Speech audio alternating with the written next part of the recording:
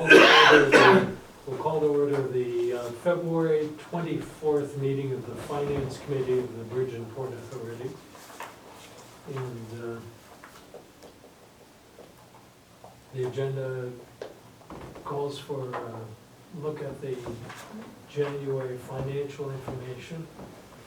Gentlemen, did you get copies of that? Did you have any questions coming out of it? Not really. Yeah, it was broke down pretty well, the highlights and then the detail. Some questions I have regarding total amounts due for certain companies, but Mhm. other than that, I mean, it is what it is. Well, Steve, I have a ongoing frustration with financials, and I think that part of it has to do with my capacity. But the problem that I've got is the deviations from budget don't always seem to inform me.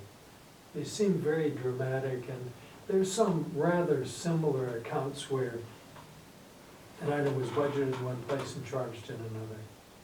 And I really suspect that the culprit here is the change in staff and the lack of communication of the original budget plan.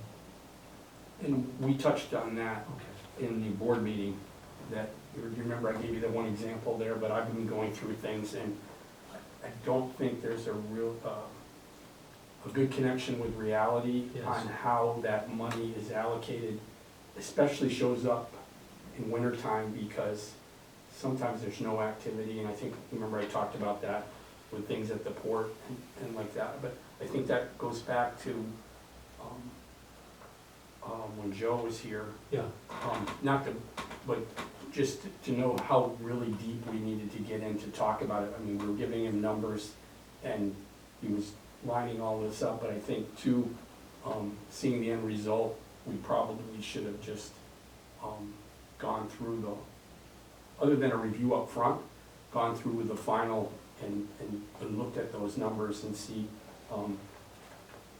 how they match up with reality. I know John pointed out a couple things there, but some of those, I know with the bridge and the border station being merged, mm-hmm. I gave a border station budget myself, and then I had a bridge budget, and then when they get merged, I have no way of, to me, they're two separate things, but I know the argument was, we don't want an extra,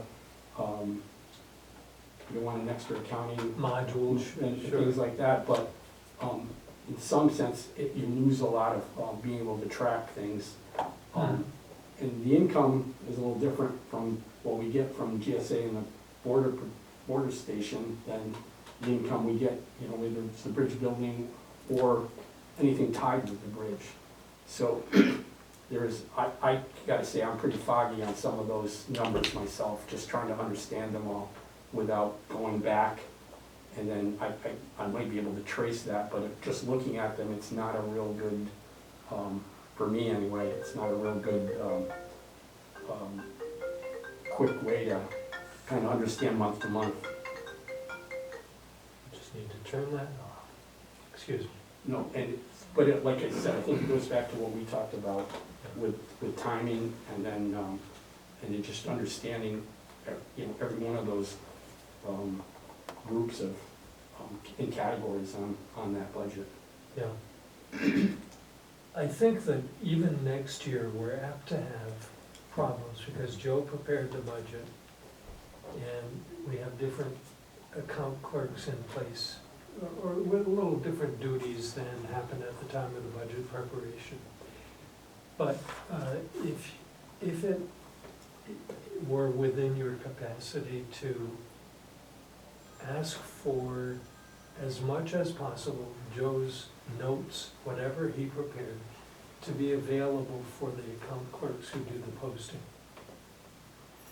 I don't know whether the system's so complicated that an account clerk can't look and see where the budget funds went. And I don't know whether I had this discussion with I might have had it with Mr. Burns. Yeah, I've talked a lot, you hear me lately, a lot about organizational knowledge. yes. And I think too, people in the office have been insulated from everything we do. And by that, I have to explain, People in the financial. yeah, and not their fault, but just, Yes, they, I don't know, I would say they need to understand, there's different things that are needed financially to understand how the airport works, how the port works.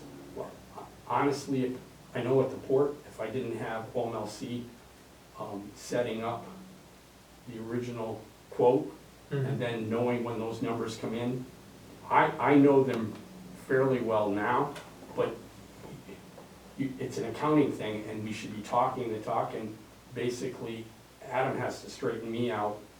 So, and then when we put together, they strictly rely on us, and they may not even understand what term we're using when we say, I'm just saying stevedoring, or different Sure. things, dockage, and people, you can get them mixed up. And what I'm saying is, there's not a real solid, and this is anything against them, I'm just saying, we haven't spent a lot of time, whether it's the port, the bridge, or the airport. There's different things that have come into how we operate that, just having knowledge of the airport, so that when something does come, they have to ask us to be sure, and it's not automatic. And I just think, just to introduce them to get outside and what, what's what, but I know certain people have been around here long enough where they know, but generally speaking, just because of how long they've been here, they don't have the real integral knowledge of everything we do.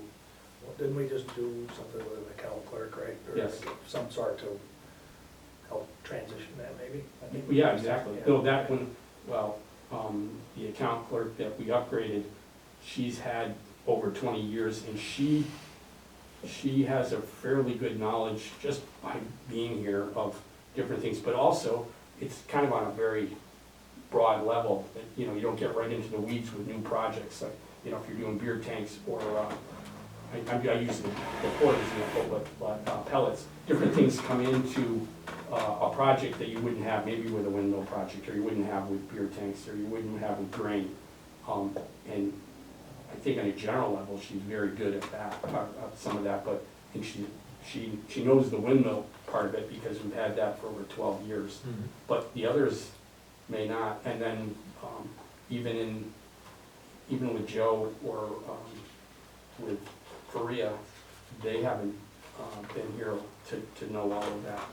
Even though on an accounting level, you can look at that, but you have to understand where that income or where that expense is going to. And Joe switched to the software as well, and I don't know whether I'm just throwing things out, whether the line items in the software correspond to the budget, you know what I mean? Versus the spreadsheet way, so that might be causing, some different numbers. Excuse me? I don't know if they correspond with every line item that was in the budget. It's their way of assigning the Well, income or the expense. In a simple business, unlike the Port Authority, all the categories between the budget and the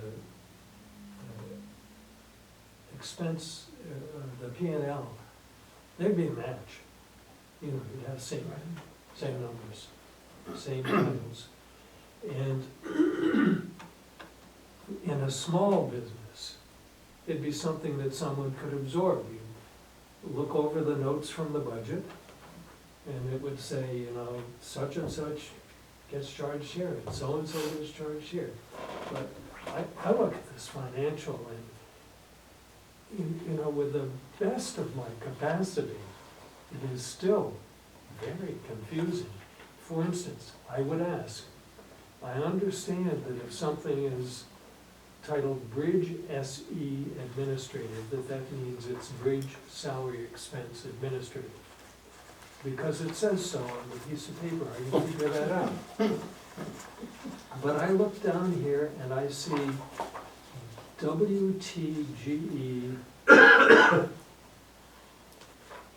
professional expenses, and I have to look back and I see then that that's wind turbine. Correct. General expenses. But then I look, let's see, let me find one that I couldn't figure out. I see IP fixed expenses land. What's IP? Industrial park, instead of commerce park.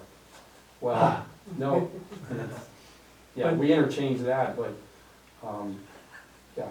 It's hard to know. Well, I say port and they have marine terminal in there. Yeah, you know, this is just,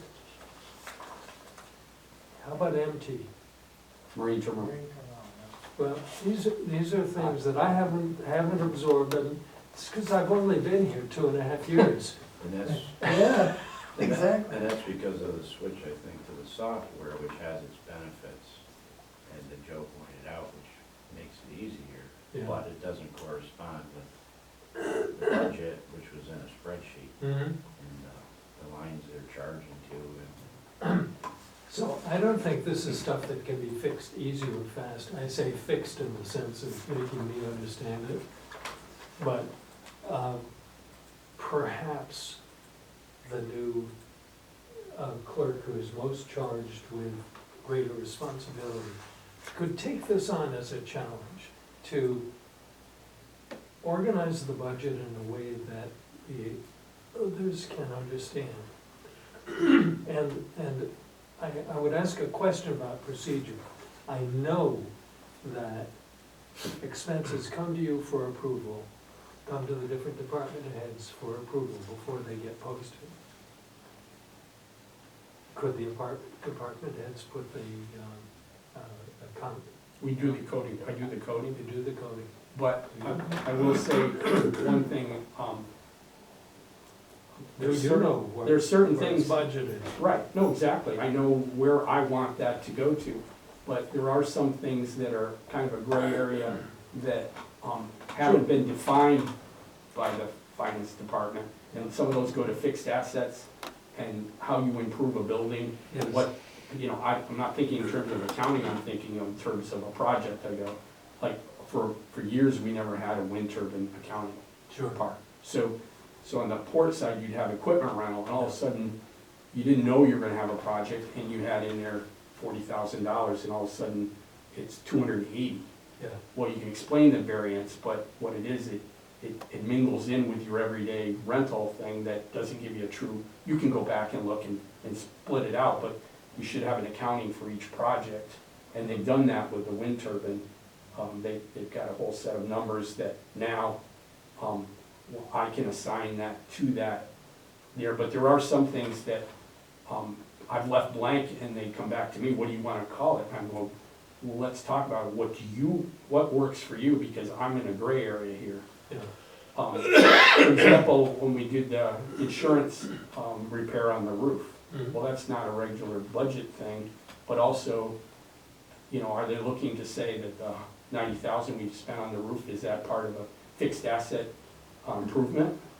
Sure. Or how do you, you know, Or is that's, it a it's a little maintenance? bit above me. Repairs, Yeah. Right, so they need to come to me and say, this is where we need to put this, so I have an understanding on that. Sure. Steve, I'm really comfortable that as long as you and the staff are aware that this is a problem and we'd like to improve it, I think we just need to leave it, because I think that I don't want to layer on you additional things that aren't functional.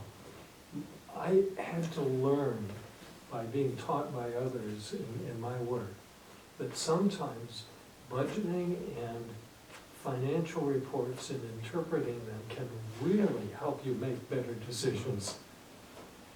And I thought bean counters were pains in the butt, and that this was paper to look at and throw away and get down to real brass tacks. Right. I mean, look at the bank account, don't you know how you're doing? Well, no, you really can learn a lot Well, when the numbers I are. would say that at this point in our budget, you'd like to see a variance somewhere below 50%, either Yeah. plus or minus, and you'd go, okay, you're in the ballpark. Right. But when you see, this late in the game, when you see 1,200% one way Right. or the other, that should have, you can say, oh, we took a big hit for the month and be able to explain something like that. But generally, those numbers, from my background, with construction management, Yeah. the idea was that by the time the project ended, you were, then you'd have an overall variance Mhm. that, but it could tell you where you're getting eaten up, and you go, well, we still got 25% of the project, but yet I've used 90% of the budget. Yeah, yes. And that's kind of what I was happy to see the variance in there, but we've gotta do a better job of what, the numbers, I don't have a lot of trust in them right now, honestly. Yeah, same here.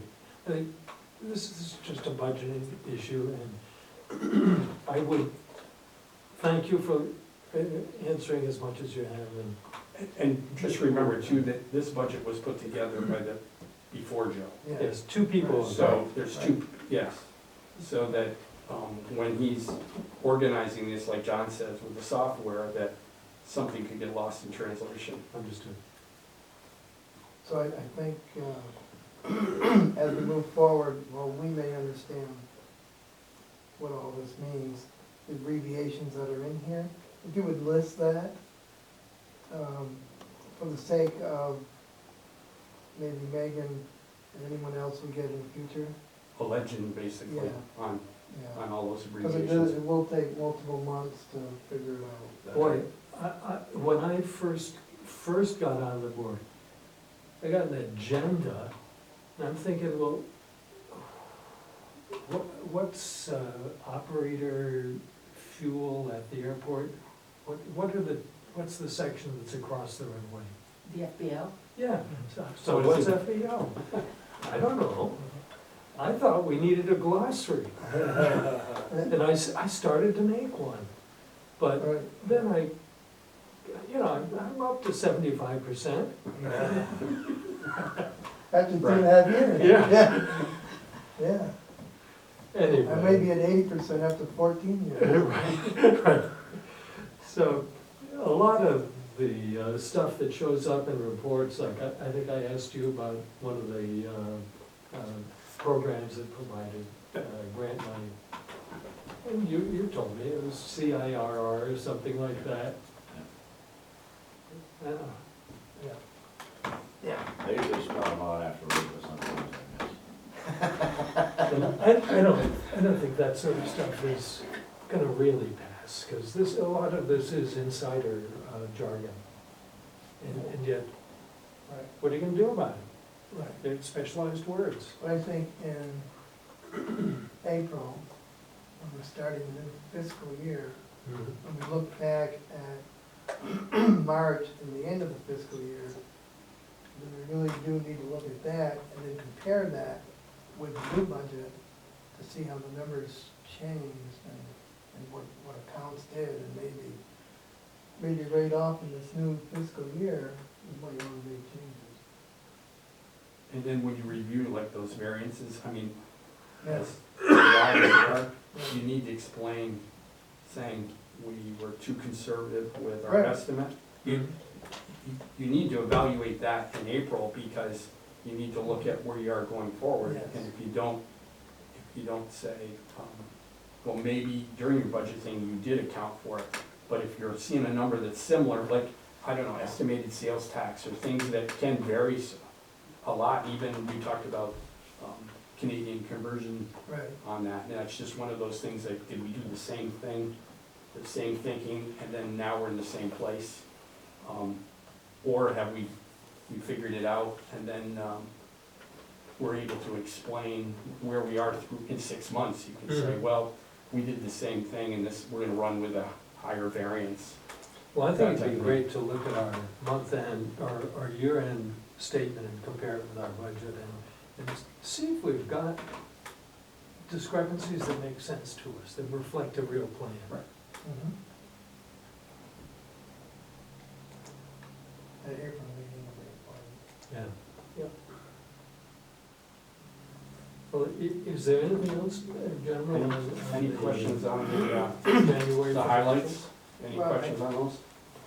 I don't know, I don't think there was anything out of line. You know, again, we know that the change in the rental income out on the bridge is of course the customs building and everything, so that's no surprise. The marine terminal, year-to-date variance, well, it's off by 361,000 to the good, so I think a reflection of, you know, the receiving income that, we had talked about last time. But other than that, it's just, you know, things that maybe we need to make sure we're a little bit closer in the budget as we go through next year.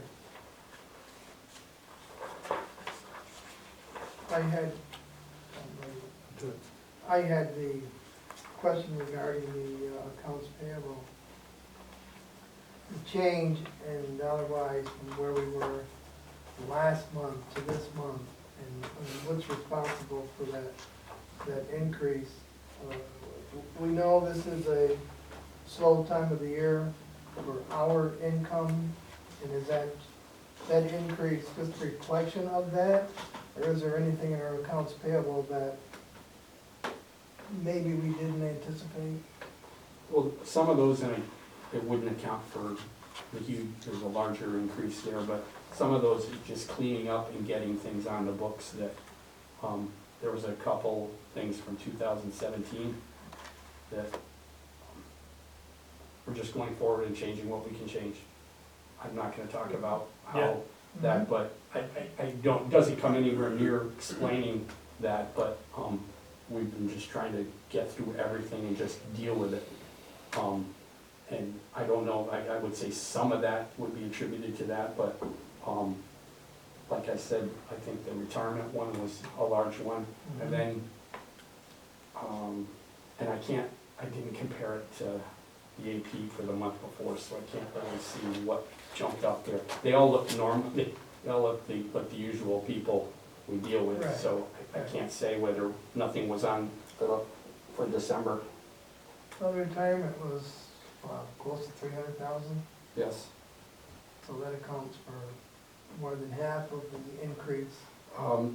You've got the VHB bill for that was on, I think that was on December, but that was for the railroad project that, I think and- it's in here. yeah, and then also the Clarkson, that was from two years ago, VHB's in here for. and so was Clarkson. But I think they were on the one previously, so I don't know, I'm not sure, Don't know what I'm in front of me. but they were large So, amounts. but there's nothing in there that you saw out of, ordinarily what happens this time of year? No, the only one, like I said, the retirement Right. there, but I almost think that was on last year, but part of that, like I said, we wanted to get everything on here and just deal with it, so that might be part of it. Our accounts payable are going in timely now? So far, it's still a cash flow issue, but we've been paying every No, but I week. mean, the fact that any bill that comes in is being reflected in the accounts payable Yes. report Yes. within 10 days. No, sooner, within a Oh, week, good, that's even better. within a week. That, the accounts payable box is emptied at least within a day or two, Good. because I understood that was one of the, It was an issue at one Yes. time. Yeah. Mhm. Yep, yep, good. Good.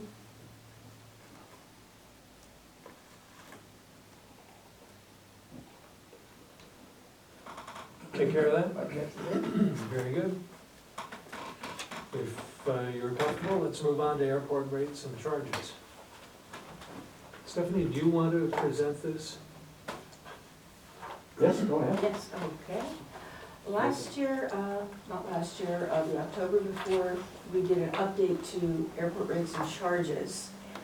We're due for them again to reflect a little bit more on what our actual costs are, what our actual revenue could or should be based upon these costs and these tasks.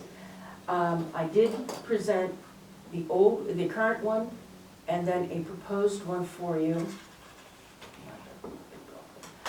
To go over quickly, for the 2020, fuel is based on the fuel cost and markup.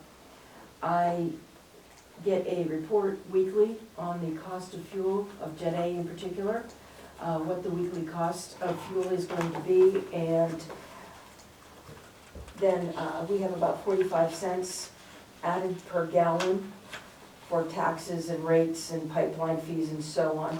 And then I adjust the Jet A based upon that. So far, we're doing very well with the Jet A. The other thing I do every week is check the 4 closest airports to compare our prices to theirs.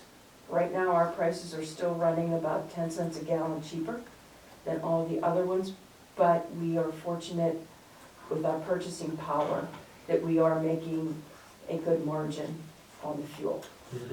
So I would propose we keep that the same. General aviation apron fees. I did a little bit of an adjustment for 1 or 2 of those. And then, of course, the ramp fee or the apron fee is waived if they purchase a certain amount of fuel. The overnight T-hanger fee, when we have a T-hanger available, which we do right now, that has not changed from last year. The next section is commercial aircraft apron fees. This came about just because we've had some commercial aircraft, or some aircraft too big to fit on our FBO ramp that needed the commercial apron. And I took this rate, actually from another airport, for a fee per 12-hour period if they're going to be leaving an aircraft on our ramp. That would be an addition. The after-hours call-in fee, we use that. It has been changed because we now operate from 8 a.m. in the morning until 8 p.m. every night. So that is dropped dramatically, and we do run 24/7, 365 days a year because of the airlines. So the after-hours call-in times have reduced dramatically, which is particularly for the smaller aircraft. They really like not having to pay that extra fee when they show up at 4 o'clock on a Saturday. Well, prior to, we weren't open Saturdays and Sundays or holidays. And so when they came in, if the little guy wanted to come in, he's being charged, $25, $30 just to have somebody there. So I feel that these fees are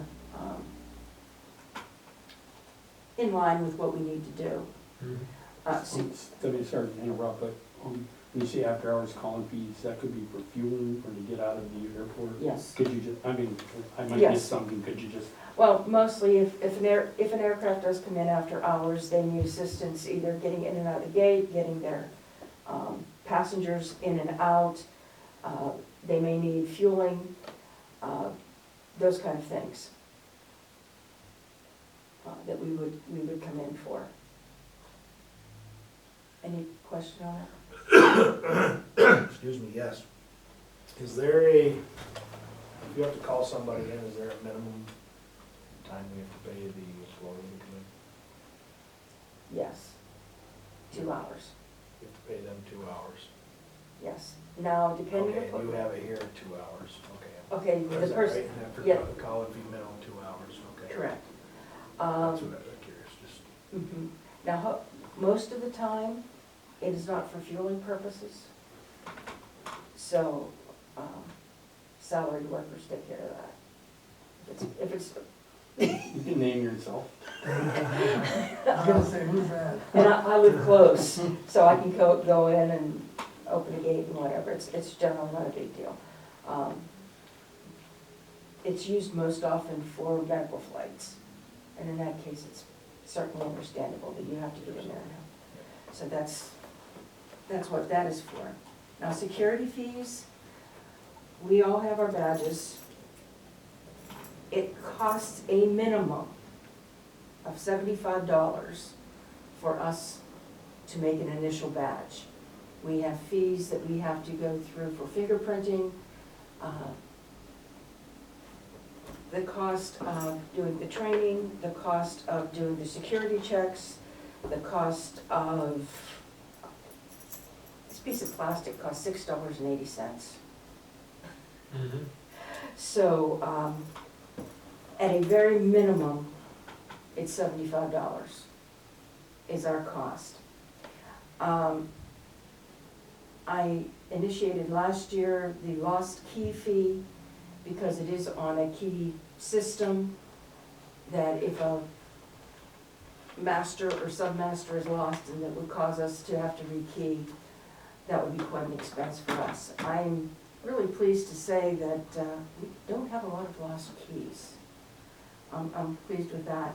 A lost badge fee is $40 because at that point we do have to shut the badge down. We have to remake the badge. We have to ensure that the badge is not stolen, those kind of things.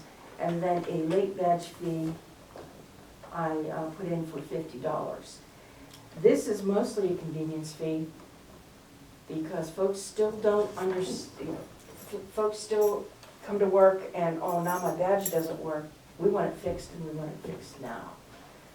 Well, that's a little bit difficult. Your expiration dates don't hang around your neck.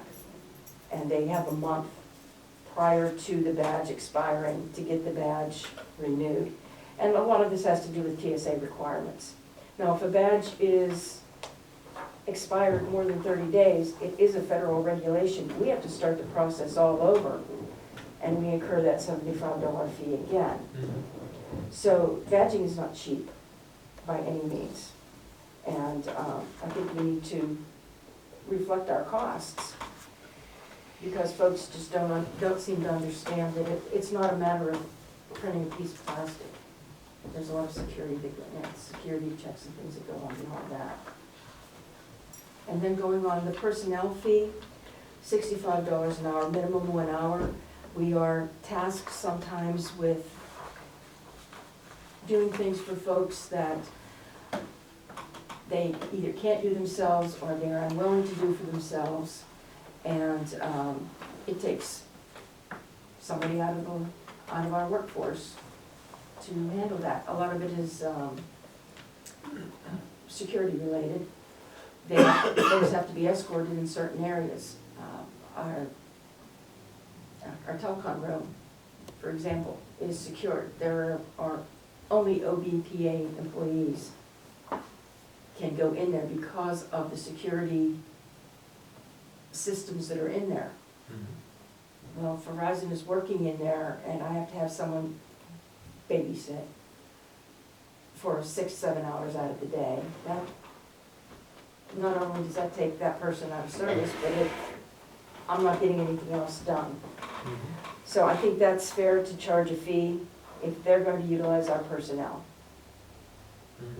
And we did use that fee. It was enacted with SkyWest. Wade had put that in place when SkyWest was moving in, and we were spending days and days upon days escorting them because they had contractors in that were not badged in secured areas. And so at $65 an hour, that's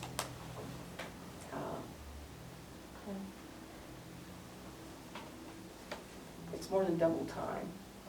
So I left it there. The next section, excuse me, is the essential air service fees. This is going to come into play because, believe it or not, our essential air service is up in May of 2021. We will be going out for bid for another airline in October already. So we have to, it is. These were the rates that were set prior. I don't know that we need to change them. It's on a per turn basis, which is good, I think, and, if you wish to move this forward right now, that's fine. If you want to wait a little bit longer to change that out before October, we can do that. Then the GSE building, the ground rent and the T-hanger rent, and the hold room rent, that's as negotiated, that hasn't changed from last year. But just as a note, the T-hanger rent right now is $315 a month. Does anyone have any questions on the proposals? Do you have any questions? Just getting through the rest of it. Oh, Listening to it, sorry. Were those, essential air service fees based on assessment? Labor-based, Larger than assessment or equal Yes. to? smaller than a Cessna 402 or larger than a Cessna 402. Oh, I see, oh, I see. The same with the commercial aircraft apron fees, they're based on the size of the aircraft. That would be fees we charge. Is there any FAA money back to the airline for that, or? No. No.